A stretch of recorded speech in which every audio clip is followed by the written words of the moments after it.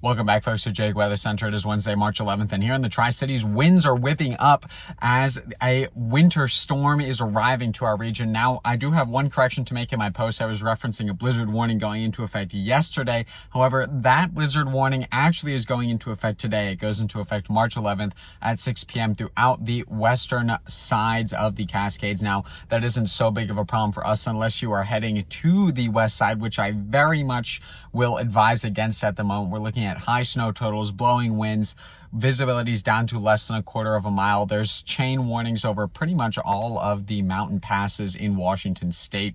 So if you can avoid travel over the passes, be sure to do so. And even if you're traveling throughout the lowlands, be sure to take caution. We're going to be looking at some high winds throughout the next 24 hours. We've got a high wind warning in effect with gusts up to 65 miles an hour possible pretty much everywhere except the Yakima Valley, where winds could only gust up to about 55 miles an hour. Over the Blue Mountains, we're going to be looking at some less snow with only a winter weather advisory in effect. And the Oregon Cascades are also not going to be looking at as much snow, unfortunately, for their snowpacks. Temperatures are also going to be staying pretty warm overnight tonight in the Tri-Cities. Things are going to be sticking around that 50-degree mark, with 50 degrees sticking throughout the day. Tomorrow it'll be a bit cooler in places like Ellensburg and Walla Walla, and about the same temperature in Yakima and Hermiston, where we'll be seeing 50s. Tomorrow, showers will start in the Tri-Cities in the evening and continue throughout the day on Friday, whereas in Ellensburg and Walla Walla, showers will be starting tonight and continuing through to Saturday morning.